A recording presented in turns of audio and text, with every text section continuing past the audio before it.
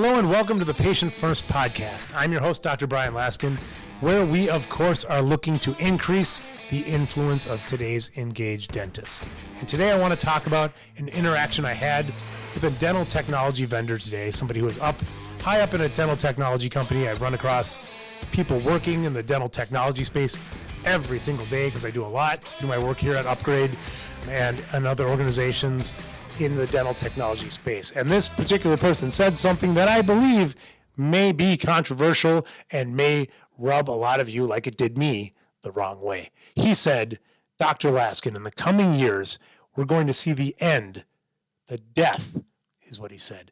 We're going to see the death of the penny pinching dentist. The penny pinching dentist is going to die. Now, initially, like a lot of you, I want to slap this guy, right? Who the hell are you to say that? He's not a dentist.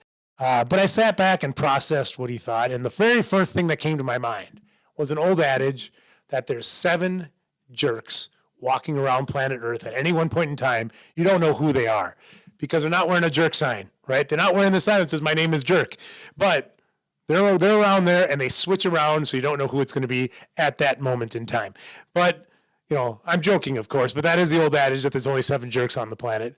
They just move around.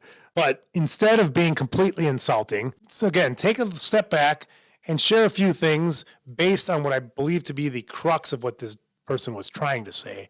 And if you look at your career over the next 5 to 10 years, how you can incorporate this type of thinking by asking yourself a very simple question. Which is more important, making money or saving money? Saving money being the penny pincher versus somebody who's focused on making a dollar or saving a penny. And I think others will dance around this topic, but if you're here, you probably know by listening or watching this podcast regularly that I have strong opinions. I'm not afraid to say them, and so I will give you what I believe to be the answer to this question. Now, of course, there's more than one path to Mecca, so to speak. You may think you can go the other direction, and you may be right. Certainly like, comment, subscribe, but certainly comment if you disagree with me. But if you're a dentist or a dental professional listening to this podcast, I think there is a clear winner here between making money and saving money. And it is, of course, making money. Production. Now, if you want to save money in your personal life, absolutely save money in your personal life.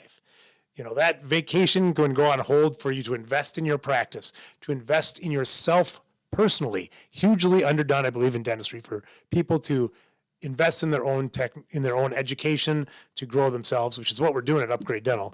But I think the time that you invest in increasing your production is a much wiser investment than scrutinizing over line items that might be on your supply bill, for example. You know, at my practice, we always managed our supply bill easily. We took last month's collections and multiplied it by 5%. And that was our budget for the next month. If it went over, then we had a discussion. If it was under by a lot, if it was under by a little, didn't matter. We didn't have a conversation. But every month I got a report. What was the budget, which was 5% of last month's collections, and what we spent.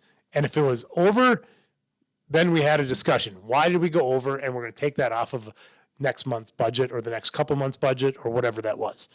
Now, if you want to get really fancy, you can actually incentivize people to keep that lower. I would say to incentivize the entire office, because if there's one person who's going to be benefiting from the lower budget, you might run into trouble.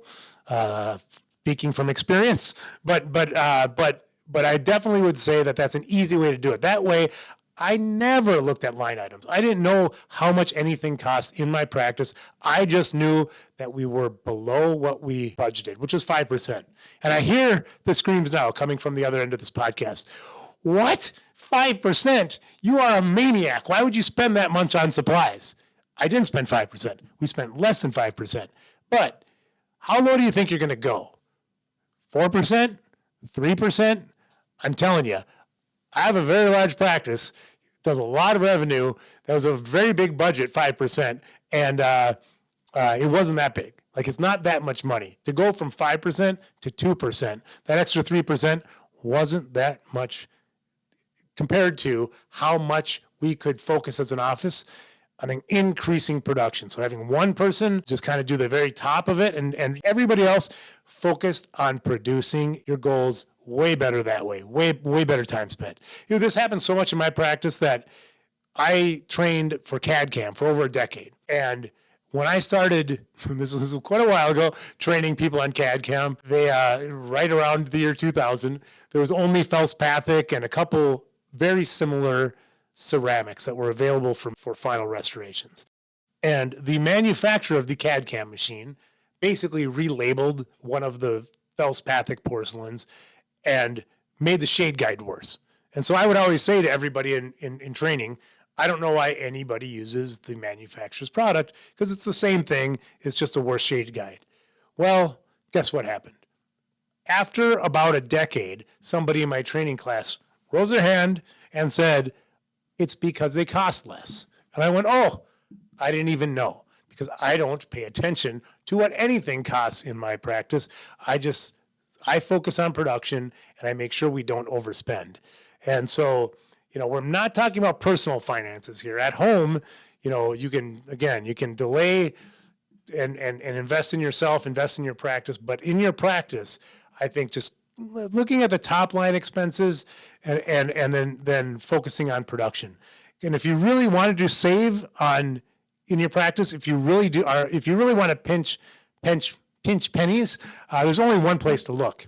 It's where about half of all of the expenses go in dentistry, and it is at your people, at wages.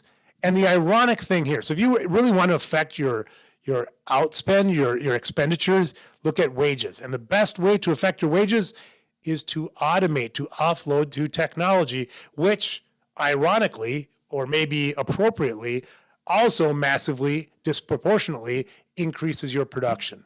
So when you're looking to save money in your practice, it ultimately ends up to leading to increasing your production anyway.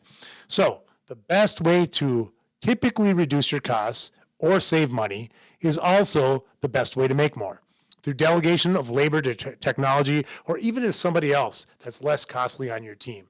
If you have expanded functions for assistants, for example, letting them do those expanded functions versus you doing them as the dentist, right?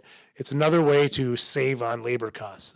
And all of this is a way to save money, but also increases production, because as you delegate those tasks to somebody with a lower wage, you're also freeing up yourself or your hygienist to do more procedures. So again, the best way to save money is actually to focus on making more.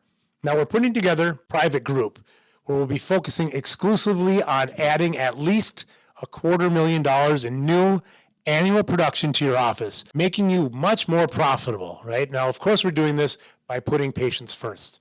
It's the name of the podcast. It's what we're about, is putting patients first. Now, to be part of that inaugural group, go to dentaltreadmill.com. We have very limited availability to this group. It's going to be our first outing, and you'll want to be part of it. There's going to be some special things that we're doing for people that are part of this initial group. So to learn more, go to dentaltreadmill.com. Thank you very much for listening, and I look forward to seeing you in another Patient First podcast.